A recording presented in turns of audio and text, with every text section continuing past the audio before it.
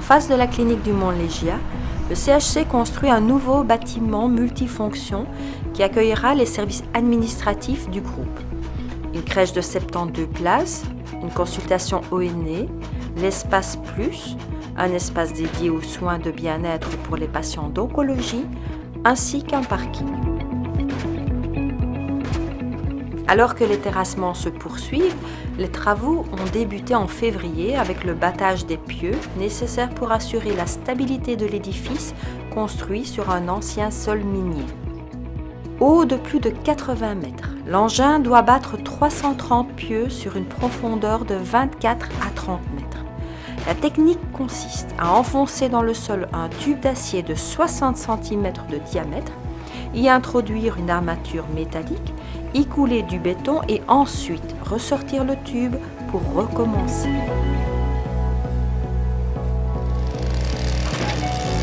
D'autres trous, plus modestes ceux-là, sont creusés le long de l'hôpital pour y planter des buissons de charme, un arbuste résistant au feuillage persistant.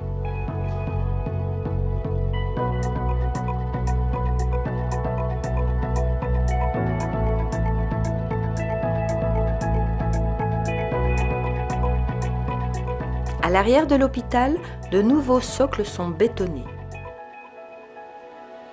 Ils serviront d'assises à l'installation des aéro-refroidisseurs qui, couplés avec les groupes frigorifiques, permettront de fournir l'eau glacée nécessaire à la climatisation du bâtiment.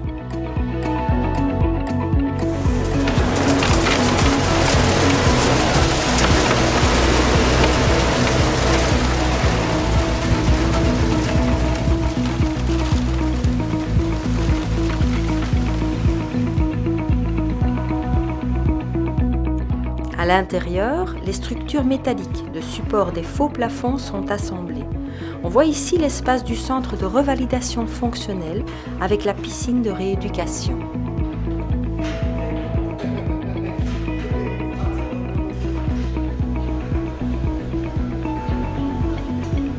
Dans les rues intérieures qui distribueront les patients et visiteurs vers les consultations du rez-de-chaussée, on est à l'étape suivante.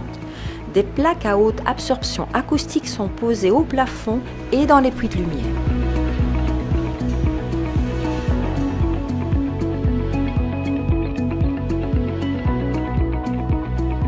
À peine déchargés, les revêtements de sol trouvent leur service de destination.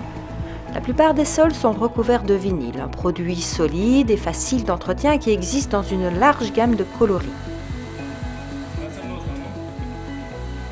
Les morceaux découpés sont posés sur un sol préparé à l'égaline afin que celui-ci soit parfaitement plan. Ce matériau recouvrira environ 70 000 m² des sols et des murs. La colle doit présenter un certain niveau de séchage pour recevoir les pans de couvre-sol. Le métier exige aussi des chaussures adaptées. La pose est minutieuse. Le vinyle recouvre également la partie basse des murs. Toute la spécificité du travail consiste à réaliser l'équivalent de la plinthe en optimisant l'emplacement des soudures. Pour des questions de solidité et d'hygiène, les soudures ne doivent jamais correspondre aux angles.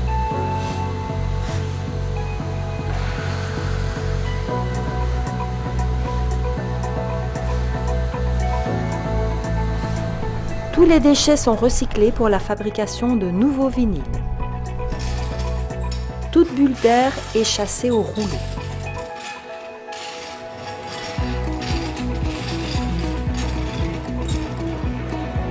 Chauffé, le vinyle s'assouplit et est plus facile à travailler.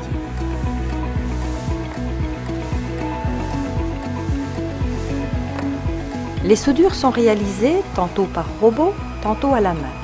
Cette finition soignée est indispensable à l'étanchéité du couvre-sol, mais également un gage de facilité d'entretien au quotidien et de durabilité.